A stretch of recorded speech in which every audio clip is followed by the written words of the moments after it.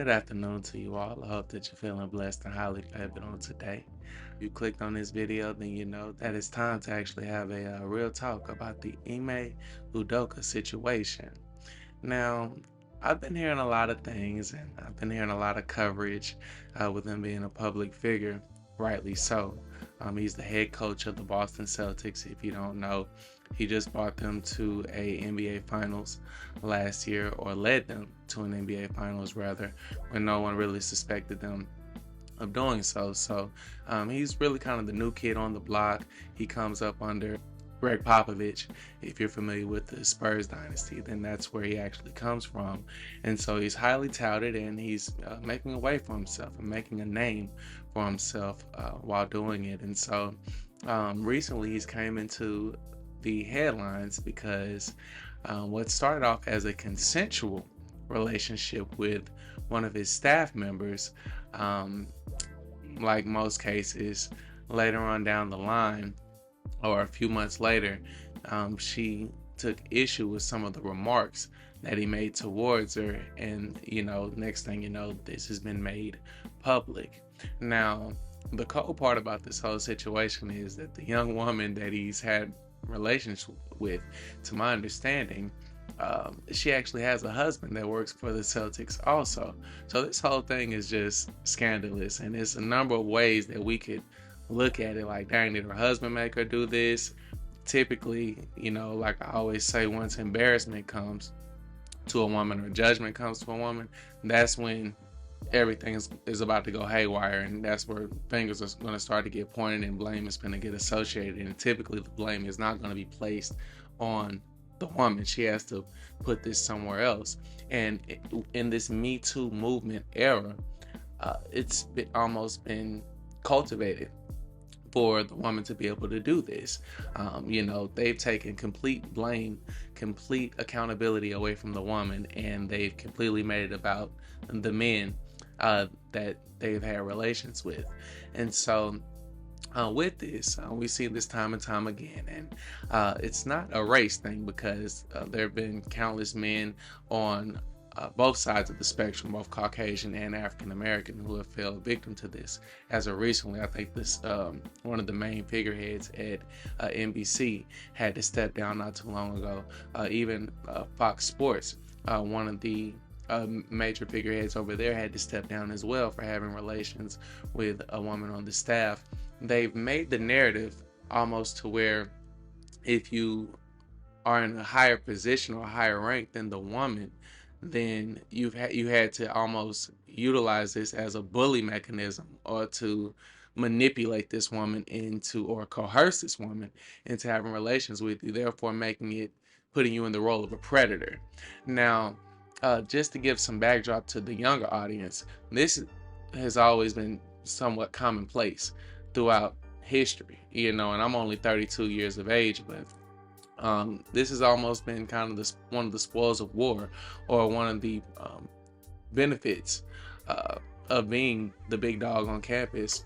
Typically, and I hate to let the cat out of the bag, but most men, once they pass the age of 30 or 40 years old, they no longer have their tools that they used to have, meaning that they're no longer handsome or attractive, or they no longer have that youthfulness about themselves. And so in anything in life, you have to give the person a reason, and specifically with women, you have to give her a reason to interact with you. There's never going to be anything for free. Like I oftentimes like to say, fair exchange is never a robbery.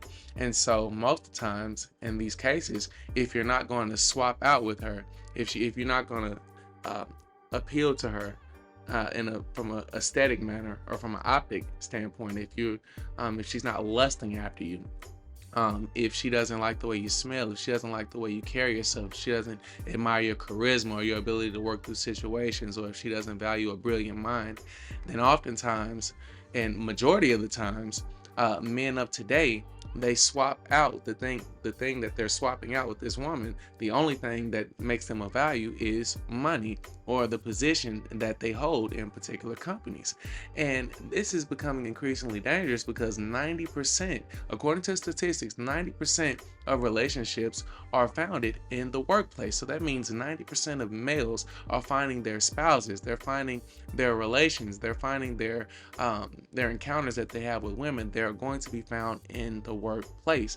And so what used to be commonplace in years past, as no one would bat an eye at the boss having sex with secretaries, or or young women or reporters, or whatever their position may be that was beneath his. Now it's turned into a thing to where victimhood has set in. I come here to say that if this trend is to continue, then a good population of men are in trouble. Because from what I'm seeing, and when I've been in the workplace, a lot of these men, they're not mouthpiece men, they're not charismatic men. These type of men are typically found in the streets, where you still have that fire burning inside of you, where you still have that passion about you, where you still have that charisma about yourself, that high personality. And so oftentimes the men in this workplace world, they're weirdos, for lack of a better word. They don't have the ability to speak. They're kind of fumbling through things. They're kind of out of place. They're just squares, so to speak. So oftentimes their movements are weird. When they're speaking with women, the jokes that they're making are weird. So the woman almost has to accommodate this man, and the only reason that she's doing this oftentimes is because he's in a position of power. He has the ability to make or break her next move in the company. And so with this being removed, you men are going to be in a lot of trouble. And so it's almost funny now. It's easy to point the finger now at the Celtics coach. It's easy to do that. But what's going to happen is soon this is going to be knocking on your door. And what are you going to do once that occurs? All throughout, I've seen men, all throughout my time in working, even though it's been off and on, men, this is their main detriment or their main downfall. They stay in the HR office. They don't know how to control their lust. They don't know how to control themselves. Or they come into things or into situations thinking that this woman actually finds them attractive or likes them. And soon as they do something to upset this woman or make them mad, you find out very quickly that she doesn't value you at all. She's running in there to tell on you, and to get you out the way, or to try to bring you down. And this is to be expected. Oftentimes I'm reminded of, I had a college roommate, and I used to be I used to be a major procrastinator, and so I ended up rooming with a young man that he went to the same high school as me, and he played basketball and whatnot, but we weren't in the same crowd, and rightfully so, because as I seen, he kind of had his stuff in order though.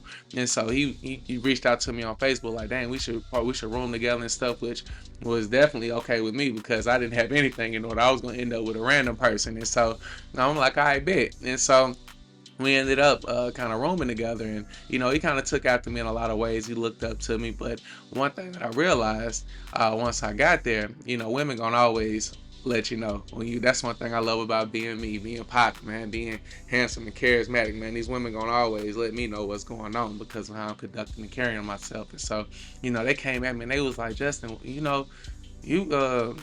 I ain't gonna say his name. I'm about to say his name, but he gay. He a homosexual. Like, you feel me? Or he weird. Like, you know what I mean? Like, he got fetishes and stuff. I'm like, what? Like, what you talking about? First, I didn't believe it because he didn't act like this around me. And so, but they came to me. She was like, he like dominatrix stuff. He be trying to pay me for socks. He be wanting to do stuff with my feet. Like, he want my sweaty socks after I left baseball practice.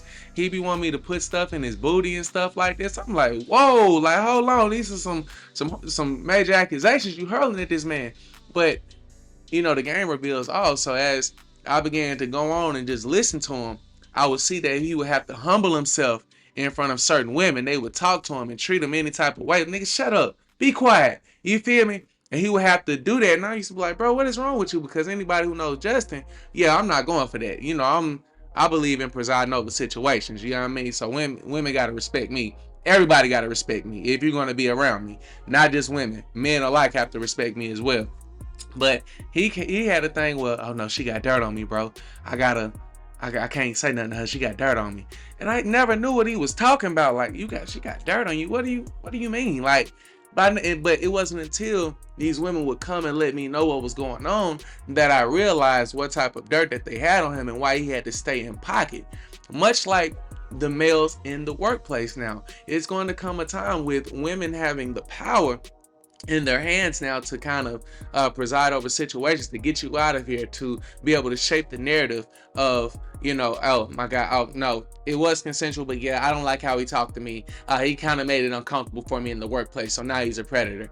With you giving them this type of authority, it's okay to point the finger at the Celtics coach, but it's going to come your way with, according to statistics, with 90% of men finding their relationships in the workplace. It's only so long before you find yourself in one of these encounters. So how do you circumvent this, or how do you go around this? Well, you can either get married like a lot of the men choose to do in the workplace. You can well, a relationship doesn't even save you, because if it's a keep it on the low type of thing, it's only so long before that comes out, and the power is still in the woman's hands.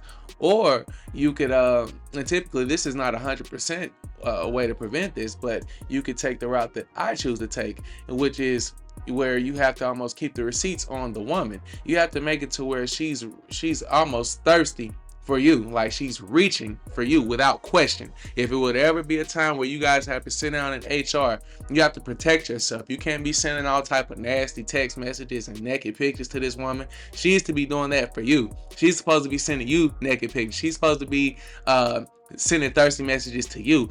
Why are you talking to her? Oh my God, whoa, whoa, whoa. It's supposed to show a track record of her being thirsty. Now, a lot of you guys, you don't have any idea what I'm talking about, because you've never been in these situations. You've never had the woman reaching for you. You've never been the apple of desire, to a woman, so to speak. So you constantly find yourself in the role of the pursuer.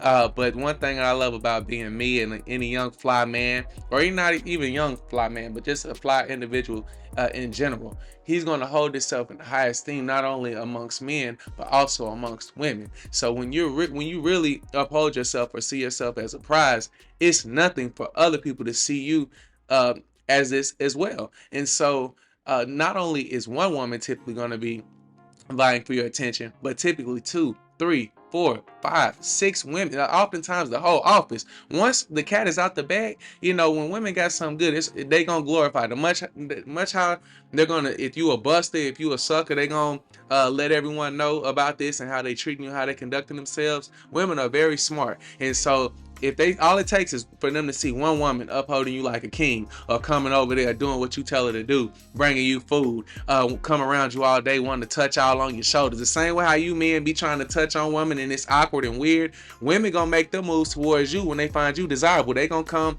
be wanting to touch all on you, want to laugh at everything you say, do all this, that, and the third. A lot of you guys don't know what I'm talking about, but you have to cut out this niche for yourself. You have to make a pocket to where you are desirable, to where you are the center of attention, to where if it does ever come a point to where this woman wants to get mad at you and wants to throw a big fit in HR, you can go in there and say, hold on, this woman is after me. I don't know what y'all talking about. This woman is after me. Like, all these accusations she's making, I should be making these accusations at her, if she want to play it that way. And so this is oftentimes what keeps me out of HR. I've never, knock on wood, I've never had an HR situation, except for one time, and this woman was a liar. And so, she tried to play that role, but again, I had the receipts, just in this, that, and the third. But how I got your new number? You just changed it last week.